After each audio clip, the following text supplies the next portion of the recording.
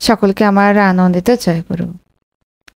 আজকে আলোচনা করব পরমদয়াল শ্রী ঠাকুরের একটি কথা। গুরুই ভগবানের যে সাকার মূর্তি, সেই বিষয়গুলি নিয়ে আজ আলোচনা করব। শ্রী শ্রী ঠাকুর অনুকূলচন্দ্র সত্যানুসরণ গ্রন্থে গুরুতত্ত্বের এক অপূর্ব ও অনন্য ব্যাখ্যা দিয়েছেন। শ্রী শ্রী ঠাকুর বললেন, পৃথিবীর সমস্ত যে শাস্ত্র তা মন্থন করে আমি তোমাদের সত্যানুসরণ দিলাম। সত্যানুসরণের এক একটি শব্দ মহামূল্যবান রত্নখনি। সেখানে শুধু তিনি গুরুর বাহ্য আচরণ বা সম্মান নিয়ে বলেননি, বলেছেন গুরুর সত্তা ও ভূমিকা সম্বন্ধে, যা ঈশ্বরের উপলব্ধির মৌলিক যে স্তর সেটা। গুরুর সেবা কেবল আনুষ্ঠানিকতাই নয়, এটি জীবের আভ্যন্তরীণ পরিশুদ্ধি ও ঈশ্বরপ্রাপ্তির প্রথম ও প্রধান সোপান। শ্রী শ্রী ঠাকুর অনুকূলচন্দ্র বললেন, নিজ হাতে গুরু সেবা করলে অহংকার পাতলা হয়, অভিমান দূরে যায় আর হৃদয়ে প্রেম আসে। গুরুই ভগবানের সাকার মূর্তি, আর তিনি অ্যাবসুলেট, অখণ্ড। গুরুকে আমার বলে জানতে হয়। মা, বাপ, পুত্র ইত্যাদি বাড়ির লোককে ভাবতে গেলে যেন তার মুখও মনে পড়ে। যে ঠাকুর সত্যানুসরণে এমনটাই বললেন। এখন গুরুকে নিজ হাতে সেবা করানোর কথা তিনি কেন বললেন? যাকে সর্বস্ব বিকারিয়ে দিয়েছেন তিনি তোমার গুরু। গুরু সেবার মাধ্যমে বোঝা যাবে শিষ্যের গুরু ভাইয়ের ক্ষমতা। তার প্রথম ও প্রধান পরখ হলো অহংয়ের আঘাত করা। অহংকারী বৃত্তি প্রবৃত্তির দাস, আর নিরহংকারী ভগবানের দাস সেবক। তাই শিষ্য তার নিজ হাতে গুরু সেবা করলে অহংকার নির্মূল হয়। এই হলো গুরুর শরীরের সশরীরে সেবা শিষ্যের জন্য আত্মনিবেদনের এক চরম দৃষ্টান্ত। নিজ হাতে সেবা মানেই অহংকারকে যে গলন করা, তা গলিয়ে ফেলা। এতে মন হয় কোমল, হৃদয় হয় নত। যেমন নদীর জলে দাঁড়িয়ে পাক সারলে জল পরিষ্কার হয়, তেমনি গুরুর সেবা আত্মার কালিমাই দূর হয়।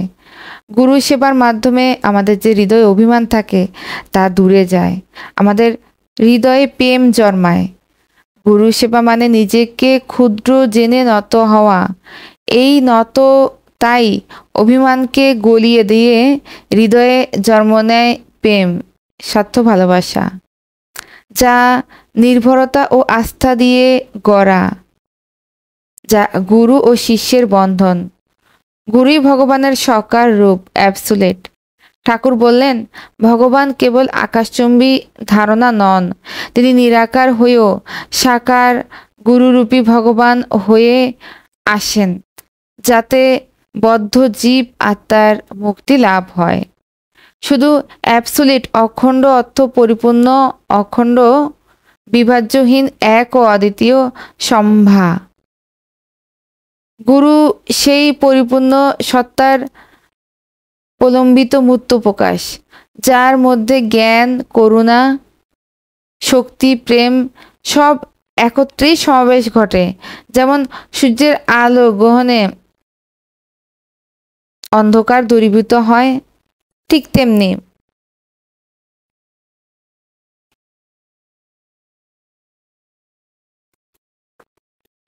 ছোট্ট একটি দিয়াশলাই ধরাই দিলে যেমন বিশ্ব ব্রহ্মাণ্ড ভস্মীভূত হয়ে খাঁটি ছাইয়ে পরিণত হয়, তেমনি বিশ্বের সমস্ত মানুষগুলোকে ধরলে তাদের বৃত্তি প্রবৃত্তি ভস্মীভূত হয়ে খাঁটি আত্মায় পরিণত হবে।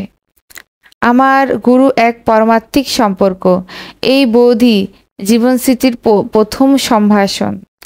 ঠাকুরের ভাষায় গুরুকে এমন আপন করে জানতে হয় যেন মা বাবা পুত্রের মতোই গুরুর কথা যাতে মনে পড়ে। গুরুর মুখ যেন পরিবারের স্নেহভাজন মুখমণ্ডলের সঙ্গে মিশে, যা হৃদয়ের গভীর এক অনুভূতি।